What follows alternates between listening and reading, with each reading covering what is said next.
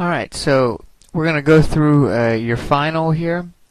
And so I've got it pulled up here for the book of Joshua. I encourage you to go ahead and print this out, have it with you. We're just going to kind of walk through these. Feel free to fast forward or rewind as needed. So I'm just going to go through them quickly. Number one, discuss the three main points relating to Jesus being the same name as Joshua. Before I get into this, let me also just, for any of you that are new, to just kind of go over my philosophy on these finals, that there is a certain amount of core information that I feel is important for everyone to have retained. And so, I'm not out to trick you. I'm out to put out there very plainly what is, in my opinion, the core information you should have gotten from this class. And so as long as you know this, that there's no surprises, it defeats the purpose if I try and surprise you. My purpose is to make it plain what is the core information that you should walk away with, right? So as long as you study these and know this information that we're about to go over, then you'll do just fine. Okay. Number one, discuss the three main points relating to Jesus being the same name as Joshua. So if you remember, we talked about how Joshua is the same name as Jesus, but there's three kind of points that help bring that out. The first one is that his Greek name is Lesouas, L-E-S-O-U-S, Lesouas. So that's the first part, is that his Greek name, translating Jesus into Greek, makes it, or translating Joshua, Yeshua, into Greek gives you Lesouas. And then the Latin form of Lesouas, this is part B, is the name Jesus, right? So the first thing is you would translate Yeshua into Greek, which gives you Lesouas. And then if you were to translate that Greek into Latin, then you would get Jesus, right? And so then kind of the third interesting point there is that, the English name, if you just translated Yeshua into English and skipped the translation into Greek and Latin first, then you would get the name Joshua. All right. Okay. So that's the three important parts there. What was Joshua's original name and what does it mean? So his original name was Hoshea, right? And it meant he saves. Okay. Joshua's original name was Hoshea, and it means he saves. Now this third one is closely related to that. What is the significance that God changed his name to Joshua? Well, the significance there is that it changes the meaning of the name to the Lord saves. Right? So it was originally just he saves, right? And then when you change it to Joshua, it becomes the Lord saves. Okay. Number 4, explain the dichotomy between Moses' generation and Joshua's. Okay, so what I'm after here is something to the effect of the comparison between law and grace, between being saved by works and being saved by the grace of Jesus, right? That's really kind of that image that we have of the whole narrative of Moses' ministry and leadership as compared with Joshua's ministry and leadership. So Moses in the wilderness compared with Joshua in the promised land. That illustration is more than just about Moses and Joshua. It is also a comparison between the Old Testament and the New Testament, between works of righteousness through the law versus works of righteousness through faith in Jesus Christ, right? So something along those lines. Number 5, Joshua had come full circle when he entered the promised land the second time. Give 2 other biblical examples of this principle of coming full circle. So there's several that we talked about that you could go back in and look at. The tree of life is in Genesis. It's in Revelation. Moses begins in Pharaoh's house, and comes full circle after his wilderness wanderings and ends up back at Pharaoh's house. So there's quite a few. and there's more than just those, but there's several in the Bible where people started in one place and they come full circle. The Israelites themselves started in the Promised Land and they come full circle after going to Egypt and they arrive back. So there's quite a few examples of this. All right.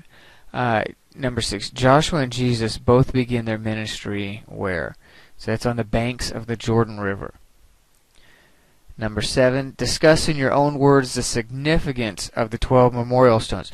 So this is one I want you to kind of do on your own, but the basic idea is, we talked about, them carrying a weight of memorial, right? That these were stones, they were heavy, that God performed a great miracle, but they carried something with them.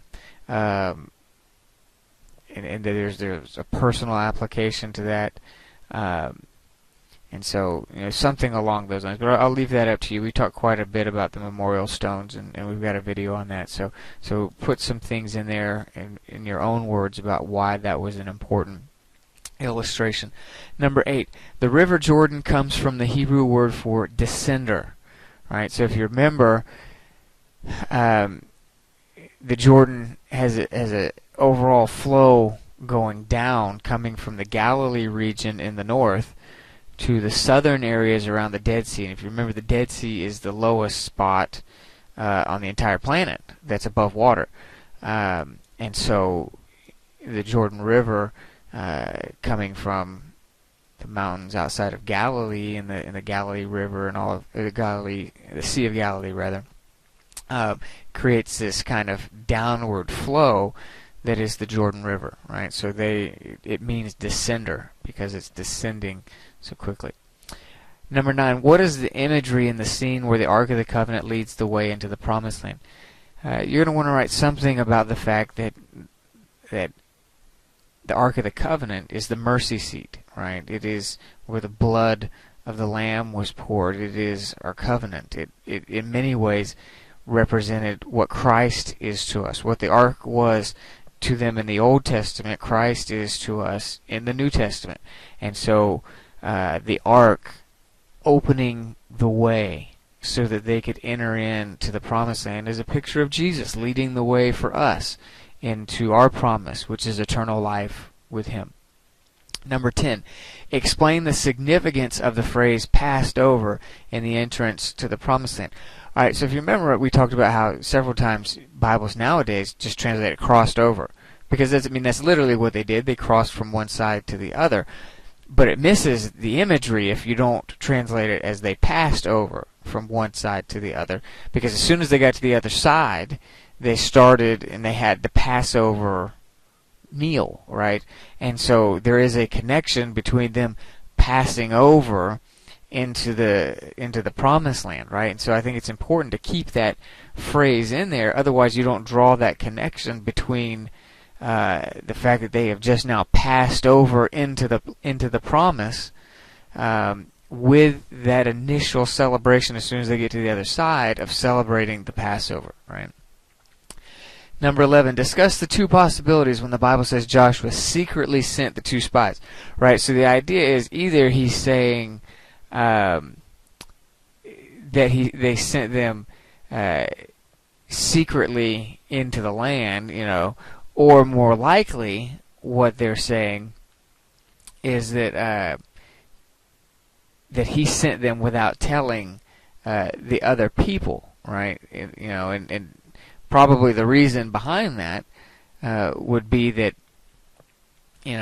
Joshua, when he went into the Promised Land with his other 11 spy buddies, they came back with a negative report, right?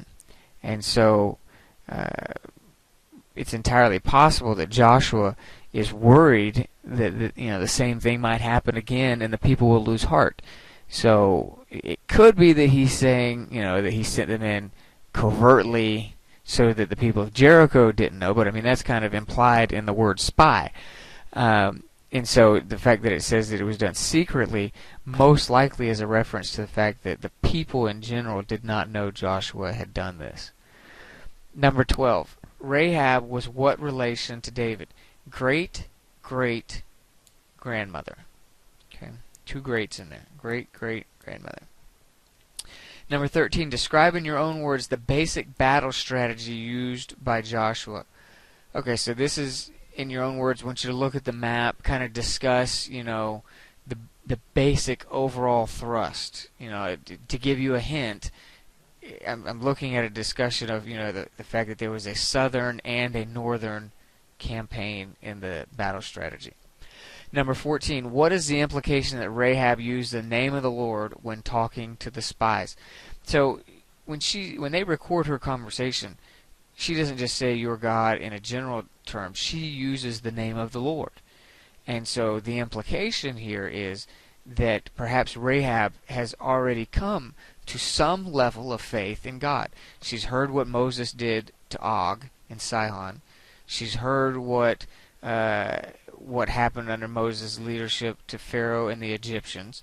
And God, obviously, the one doing all of these things. So not only is there a strong, substantial army coming towards them, but they have the favor of God.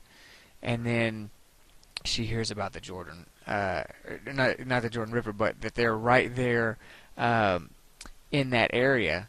That God had dried up the Red Sea, right? And so they're fearful because they know they're camped at the Jordan River there, and that they're liable to enter into Jericho at any point, right? So she's fearful. So anyways, the main implication of this is that because she's heard about God, that she is starting to believe in God herself and saying, hey, this is where I want to put my trust, is with the God of the Hebrews. And so she appears to be coming to some form of faith in God before they even get there. Number 15, Ai means a heap of ruins, right? So if you remember, and this will kind of spill over into 16 here, that archaeologists tell us that the original founding of Ai was much earlier, and that during the time of the conquest, there wasn't a major civilization going on there.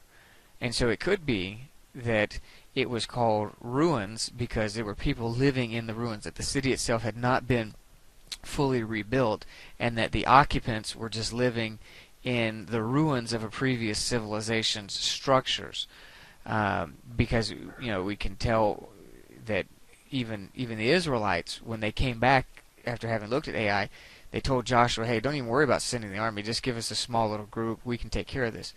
And so, it's probably not that it got the name ruins because Joshua destroyed it. It's most likely it got the name ruins because it was a previous civilization that was being inhabited, and the current people there had not fully rebuilt it back to its previous standing. And so that's kind of what archaeology kind of confirms, that much earlier than Joshua's conquest, it was established, and then there was a long stretch which covers the period that Joshua had invaded, where nobody really did much in terms of construction there. So that kind of validates or adds, a little more light to the story there. Number 17, explain the connection between circumcision and Jericho.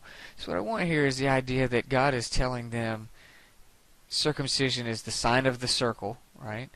And that they are to cut away things within themselves, and in the form of a circle.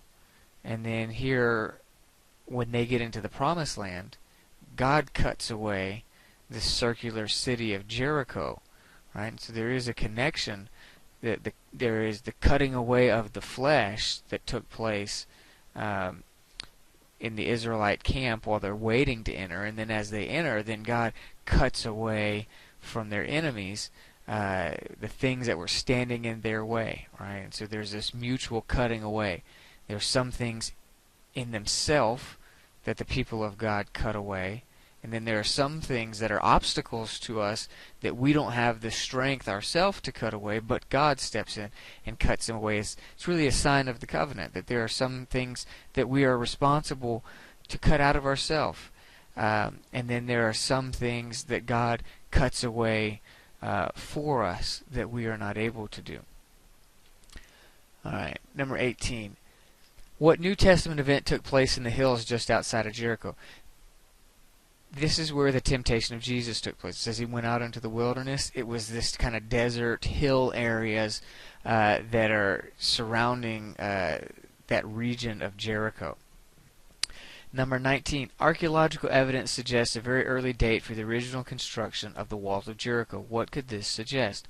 Well, it could suggest, we looked at the picture of the tower that was there in Jericho, and how that part of the wall was very old, at least according to the archaeological dating, that it appears to be very old, much older than other parts of the city, which means then that some of this Jericho construction, particularly the wall part, could have predated the flood, right? And that it could be that much of these large, massive walls were not things that were done after the flood by the current occupants, but that they inherited a place that had been built by the pre-flood people, and these pre-flood people lived for hundreds and hundreds of years, which might explain why the city walls that they built were so substantial. All right. Number 20, what two things ceased when the Israelites entered the Promised Land? The manna from heaven, right, and God's direct leadership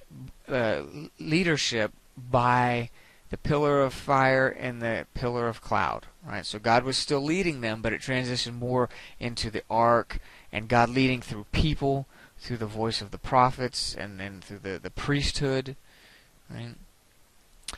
Number 21, if the column found by Procopius is genuine, what would it imply?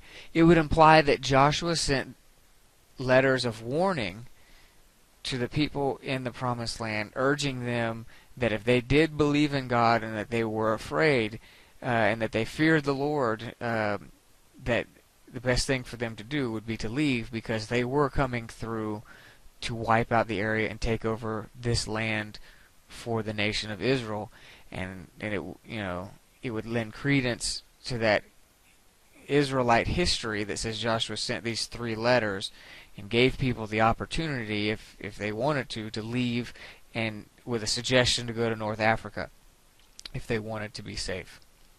Right. Number 22, the word Amorite means Highlander. Give 2 possible understandings of this.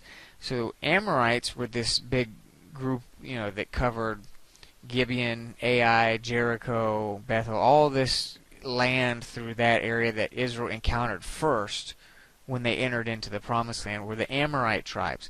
And that name literally means Highlander. So the idea is either it's saying that they lived in the hills, although a lot of these places were not in the hills. A lot of them were in the valley portions around the hills. But it could still mean that, or it is a reference to the people themselves as being high. When you just read Highlander, that sounds like it's talking about somebody that lives in the high parts of the land. But when you actually go back to that Hebrew word that they're trying to translate to mean Highlander, the implication there is either that it is people that live in a high place, or it is high people that live in the land. Because the one thing that they kept saying about these people that were in that area, particularly when Joshua and them first came through, was how tall they were and how mighty they were. That they seemed to be high in stature compared to the Israelites. So that could be where that name comes from. 23rd, what is the spiritual truth implied in the fact that the Jordan was at its flood stage when they crossed? I want you to write something to the effect that this was the worst possible time to try and cross, and that there is a spiritual truth there, that sometimes when we're right on the verge of our greatest miracle, it may seem the worst time. The obstacle may seem at its strongest and at its greatest when we're right on the edge of God's miraculous hand, that there was not a worse time for a group that large to try and cross the Jordan.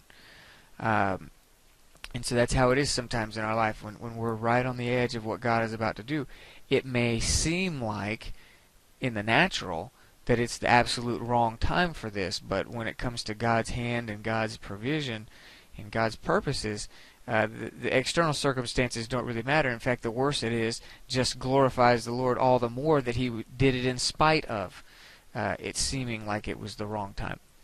Number 24, the Jordan was dry all the way to what city? So this is the city of Adam, right? Remember we talked about the imagery there is that the way was opened into the promised land all the way back to Adam, right? So that was the name of the city that the Jordan opened up all the way to.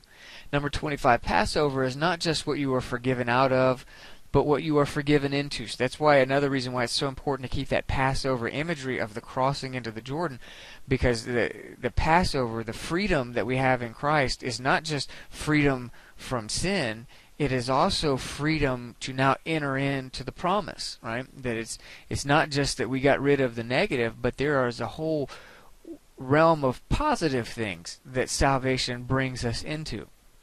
All right, number 26. Describe 3 important lessons from the lectures on Mount Ebal and Mount Gerizim. So this one I'm leaving to you. You need to go back in, watch that lesson on Mount Ebal and Mount Gerizim. There's a lot of good stuff that we covered in there. I want you to pull out 3 things that you found particularly interesting. Number 27. Describe the connection between the battle at Azekah in Joshua's day and David's battle with Goliath. So the main idea here is that in both stories the Philistines were killed by stones, and that really it was the hand of the Lord in both stories. Right. Number 28, describe how Joshua's integrity with Gibeon resulted in a major victory. So the idea here is that Joshua was able to, or decided rather, to uphold the covenant that he had made with these people, even though they tricked him into it. Right? And so, but because he did that, just a little bit later, all of the tribes of these Philistines came out in mass. All these Canaanite tribes came out in mass to try and overthrow Gibeon because they were upset that Gibeon had sided with Israel. And so it was almost like, a trap, that because they all came out to attack Gibeon, here is all of Israel's enemies all in one spot, and Israel was able to overthrow them all at once. And it was one of the most decisive and significant battles of the entire conquest. And the whole reason that it happened was because Joshua upheld his covenant with Gibeon. If he had not, then these people never would have come out to fight them. And so the Lord could have easily still given the Israelites the promised land without that. But I do think it's interesting that and significant that the most impactful battle of the whole campaign came on the heels of Joshua showing integrity to these people, right? All right. Number 29, describe Saul's connection with Gibeon. We just talked about how the word Amorite means highlander, and it could very well mean people that were high, who lived in the land, tall people of the land. And we definitely know from all of the time that Moses, from when they went in, right, Joshua's original 12 spies, when they went in, they clearly said all of these people are giants in the land, right? We look like grasshoppers in their sight and in our own sight. And so these Amorites were the same ones that were at Jericho, Ai, and at Gibeon. And 1 Chronicles 9 says that Saul traces his lineage back to this Amorite city of Gibeon. And so, and that could explain why Saul himself was so much taller than everyone else. Right, and it would also, just as a side thing, show how the Israelites asked for a king like all these other Canaanite tribes that were around them, and it would be ironic that if Saul was chosen because he was literally descended, the Bible says, from Gibeon himself, from the line of Gibeon, the one who the city was named after, and so so literally a king like these other Canaanite cities. So I don't know. This is something to think about. And then 30. How is the sin of Achan connected with the fall of man? in the garden and with tithing, right? Okay, so the idea here of what I'm looking at is that there are certain things that God says do not touch. It's holy. This belongs to me. Don't touch, right? Achan, the Lord said, don't take anything from Jericho. Don't touch it, right? Devote it all to the Lord. Devote it all to destruction. Don't touch it. And in the garden, the Lord said, this tree, you cannot touch it. Stay away. This is something that it's devoted to the Lord. Basically, he doesn't say those exact words, but the idea is this is something you cannot touch. And I believe that there's a strong connection there with tithing. That God says this 10%, it belongs to me. Do not touch. And I think that we commit the sin of Achan, we commit the sin of Adam and Eve in the garden when we take the tithe and spend it on our own needs. God says, this is mine, do not touch it. Right? Okay, so these are the 30. There's a few you're going to have to go back in and look up yourself. By and large, you should be okay with this. You've got the entire week starting on Wednesday to take your final. And so if you have any questions, that are not covered in this, you can always send us an email. Feel free to watch this several times. But when you take your final, make sure you put your notes up and take it from memory. Okay.